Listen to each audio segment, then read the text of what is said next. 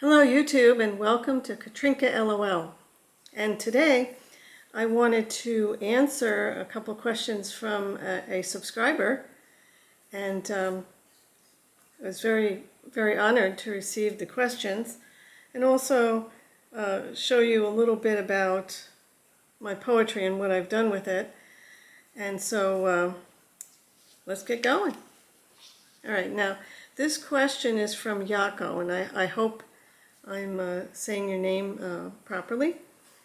And the question is, there's actually two questions. Do you write often?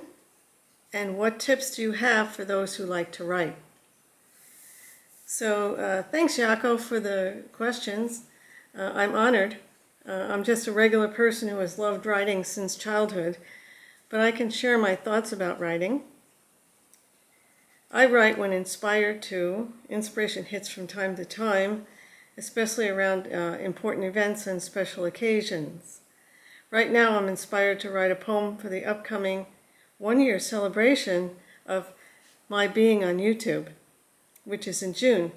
So the short answer is sometimes I write a lot and other times not so much.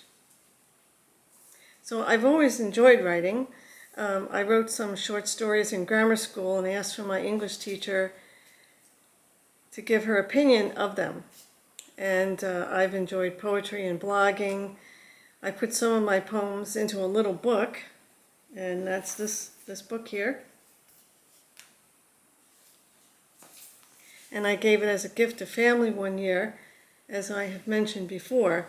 Another time I wrote poems, individualized to family members, and decoupaged them onto wood like I decoupaged this one.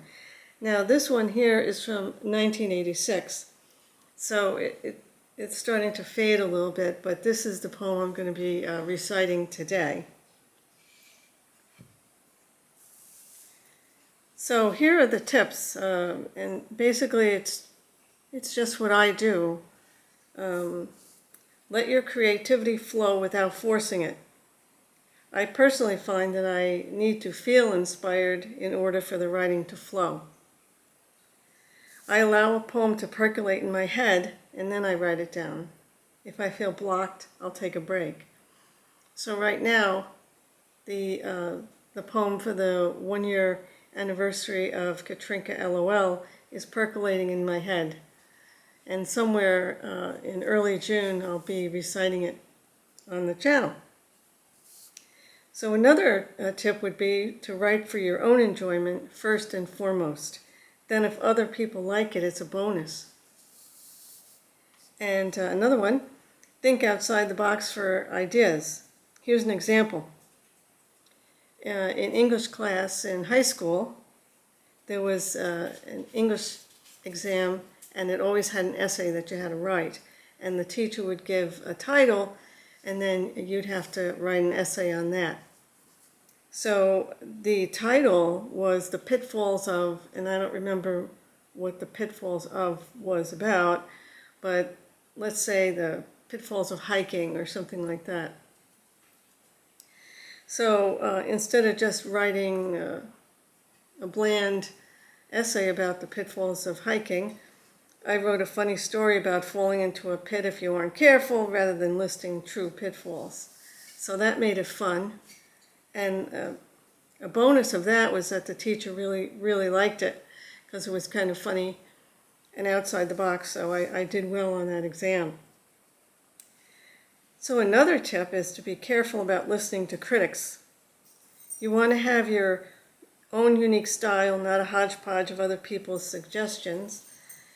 I tried writing a book once and worked with someone for a brief time on the editing, and as time wore on, I felt like my book was being changed, and I didn't like that feeling.